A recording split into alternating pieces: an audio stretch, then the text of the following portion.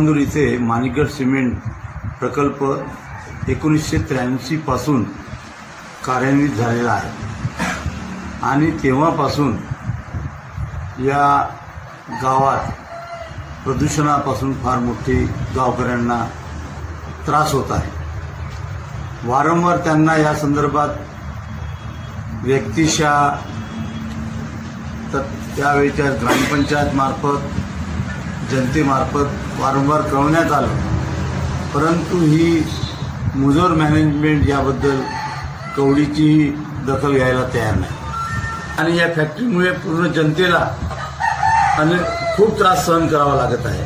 आज गडचांदूरला अनेक समस्यांना तोंड द्यावं लागत आहे। प्रदूषणापासून फार मोठी गावकऱ्यांना त्रास होत आहे।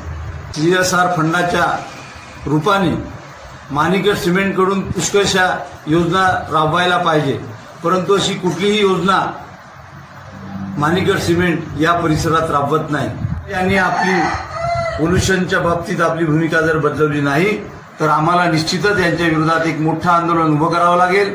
त्या गोष्टीला समोर जाण्याची त्या लोकांनी तयारी ठेवावी, कारण की आता सांगून जवळपास 30 वर्ष लोटले, परंतु त्यांच्या वागण्यात कुठलाही फरक झालेला नाही आहे। त्यांची वागणूक दिवसेंदिवस एक मगरूर गेंड्यापर्यंत प्रमाणे झाली आहे, वाढूनच राहिला आहे आणि कुठंच कमी होऊन नाही राहिला आहे।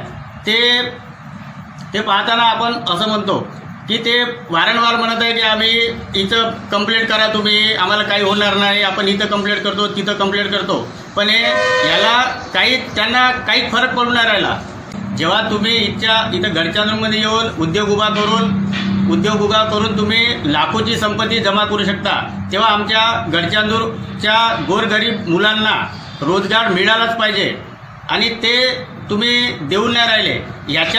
याच्यासाठी आम्ही राष्ट्रवादी काँग्रेसतर्फे आंदोलन करू आणि जे कंपनीमध्ये आमच्या मुलांना घेऊन नाही राहिले त्याच्याबद्दल त्यांनी विचार करावा। कंपनीमुळे गावातील खरं तर कान, नाक, घसा याचबरोबर किडनी, हार्ट अशा अनेक प्रकारांना आणि आमच्या नवीन जे लहान बालक आहे त्यांना देखील मोठा धोका निर्माण झालेला आहे। आता आमच्या राष्ट्रवादी काँग्रेसच्या वतीने 30 तारखेपर्यंत कंपनीनं प्रदूषण रोखण्याचा प्रयत्न करावा, अन्यथा प्रदूषण अधिकाऱ्यांची जी साठगाठ या ठिकाणी कंपनीकडे सहकार्य करण्याची जी अधिकाऱ्यांची भावना आहे याच्यामुळे गावाचं आरोग्य धोक्यात आलेलं आहे। म्हणून 30 मार्चला राष्ट्रवादी काँग्रेस कमिटी आणि गावातील शुद्ध नागरिकांच्या वतीने या ठिकाणावरून वाहतूक होणारा सिमेंट रोखल्या जाईल, रस्ता रोखला जाईल आणि कंपनीला जर त्यांनी 30 मार्चपर्यंत कंट्रोल केला नाही